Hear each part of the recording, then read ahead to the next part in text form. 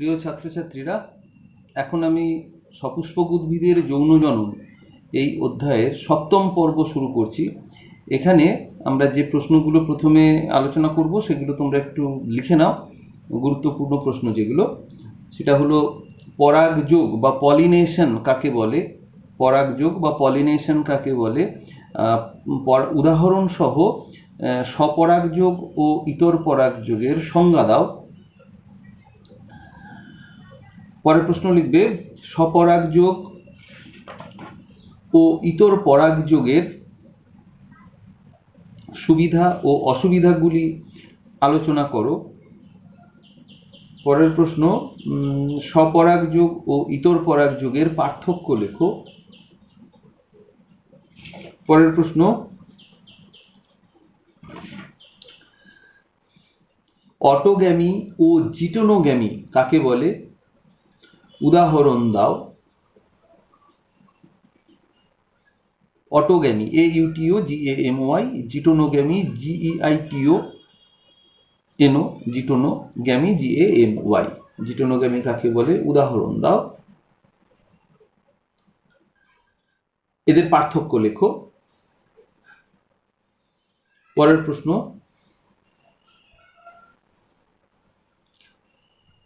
Allogamy ও xenogamy কি? Allogamy ALLOGAMY, allogamy ও xenogamy XENOGAMY, allogamy ও xenogamy কি?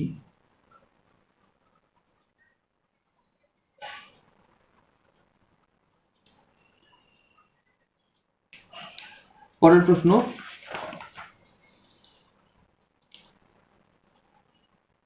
স্বপরাগযোগের অভিযোজনগুলি উল্লেখ করো ও উদাহরণ দাও। স্বপরাগযোগের অভিযোজনগুলি উল্লেখ করো ও উদাহরণ দাও।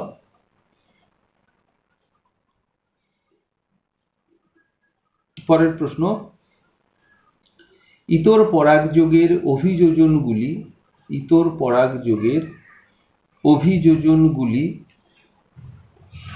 বা কন্ট্রিভেন্সেস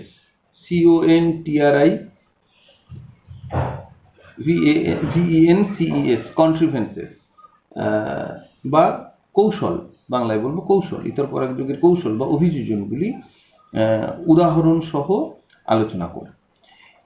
এই যে স্বপরাগযোগের অভিযোজন এবং ইতর পরাগযোগের অভিযোজন বা কৌশল, এগুলো অত্যন্ত গুরুত্বপূর্ণ পরীক্ষার জন্য। আমরা এই সবগুলো কোয়েশ্চেন এই পার্টে বললাম, সবগুলো এই পর্বে আলোচনা না করা গেলেও যতটা আলোচনা করা যায় করছি, বাকিগুলো পরবর্তী পর্বে আলোচনা হবে। পরাগযোগ হলো কোনো ফুলের পরাগরেণু যখন সেই ফুলের বা অন্য ফুলের গর্ভমুণ্ডে গিয়ে পড়ে, অর্থাৎ পরাগধানী থেকে উৎপন্ন পরাগরেণু গর্ভমুণ্ডে স্থানান্তরণকে বলা হয় পলিনেশন বা পরাগযোগ। পরাগযোগ দু রকমের হয়, সেলফ পলিনেশন বা স্বপরাগযোগ এবং ক্রস পলিনেশন বা ইতর পরাগযোগ। একটু ছবি এঁকে দেখানো যাক। ধরা যাক এটি হলো একটি উদ্ভিদ, এটা ফুল।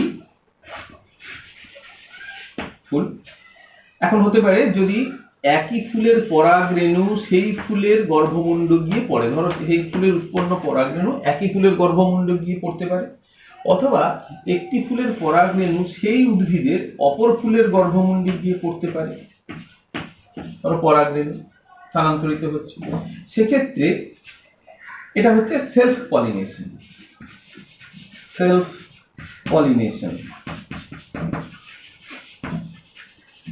কিন্তু এটা দুটো পার্ট। একই ফুলের পরাগরেণু যদি সেই ফুলের গর্ভমুণ্ডে পড়ে তাকে বলে অটোগ্যামি। আর যদি একই ফুলের পরাগরেণু, কোনো ফুলের পরাগরেণু সেই একই উদ্ভিদের অপর ফুলের গর্ভমুণ্ডে পড়ে তাকে বলা হয় জিটোনোগ্যামি। জিটোনোগ্যামি।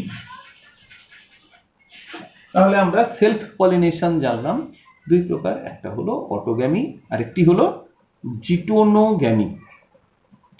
এবার আমরা আসছি, তাহলে তোমরা এবার এক্সাম্পলগুলো তোমরা বই থেকেই পড়ে নেবে। যেমন স্বপরাগযোগ হয় বেশিরভাগ উভয়লিঙ্গ ফুল যেগুলি, সেগুলিতে হয়, যেমন মিরাবিলিস, জালাপা মানে সন্ধ্যা মালতী, রঙ্গন ইক্সোরা, কক্সিনিয়া, শিম, ডলিকস ল্যাবল্যাব বা টোম্যাটো, লাইকোপার্সিকন, স্কুলেন্টাম, এইসব উদ্ভিদ অনেক উদাহরণ আছে, তোমরা বই থেকে সেগুলো পড়ে নেবে। ইতর পরাগ যুগের ক্ষেত্রে এটা একটা উদ্ভিদ, একই প্রজাতির হতে পারে, একই প্রজাতির দুটি, অথবা একই প্রজাতির অন্তর্গত জিনোটিপিক্যালি আলাদা, জিনোটাইপ আলাদা, একই জিনোটাইপ নয়, অর্থাৎ একই ধরনের জিনোটাইপ হতে পারে অথবা দুটো ভিন্ন জিনোটাইপ হতে পারে একই প্রজাতির অন্তর্গত। ফর এক্সাম্পল আমি বলি, ধরো একই সেম জিনোটাইপ হচ্ছে, পাশাপাশি দুটো হিমসাগর আমের গাছ আছে, একই তাদের জিনোটাইপ, একই প্রজাতি এবং একই জিনোটাইপ। আবার অর্থাৎ ম্যাঙ্গিফেরা ইন্ডিকা। আবার ধরো হিমসাগর আম আর ফজলি আম দুটো আলাদা গাছ, দুটোই ম্যাঙ্গিফেরা ইন্ডিকা, কিন্তু দুটো জিনোটাইপ, জিনোটিপিক্যালি তাদের পার্থক্য আছে। হ্যাঁ, তো এটা হলো ডিফারেন্ট জিনোটাইপ, অথচ একই প্রজাতি। তো এই দুটোই হতে পারে, ধরো দুটো একই প্রজাতির দুটি, সেক্ষেত্রে একটি উদ্ভিদের পরাগরেণু যদি অপর ফুলের গর্ভমুণ্ডে গিয়ে পড়ে তখন তাকে বলা হয় ক্রস পলিনেশন।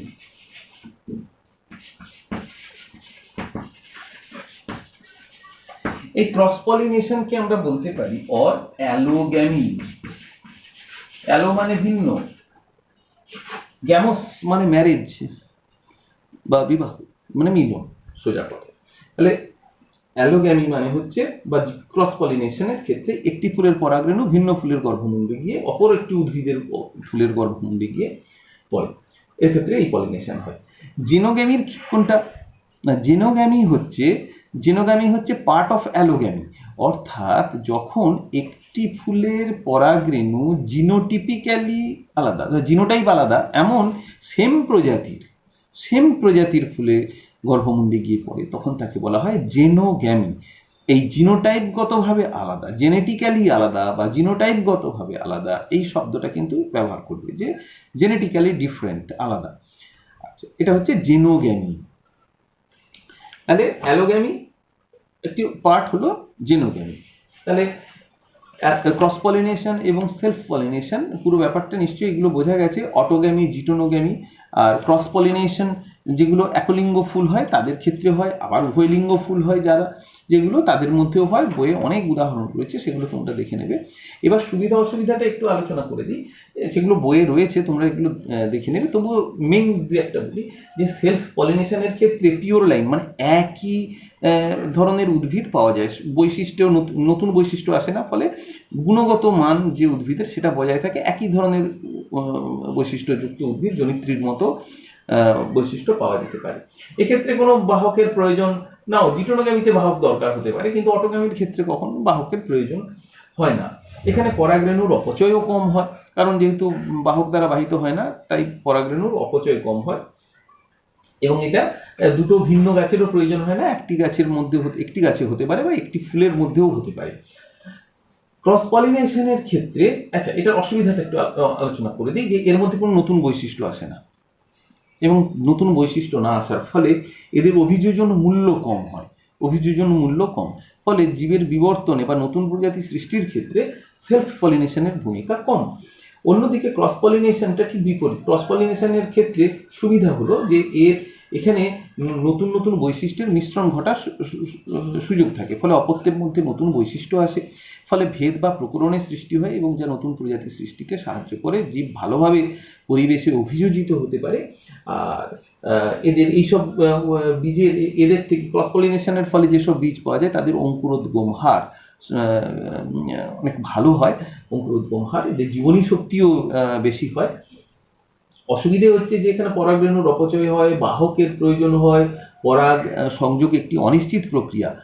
অর্থাৎ একটা পতঙ্গ সে যে একই প্রজাতির এখান থেকে ফুলে বসে এই গাছের একই প্রজাতির ফুলের গাছে বসবে এমন তো নাও হতে পারে, বা বাতাসে যদি পরাগ মিলন হয় তাহলে পরাগরেণু অন্যদিকে উড়ে গিয়ে অনেক নষ্ট হতে পারে। তো এই ঘটনাগুলো হতে পারে।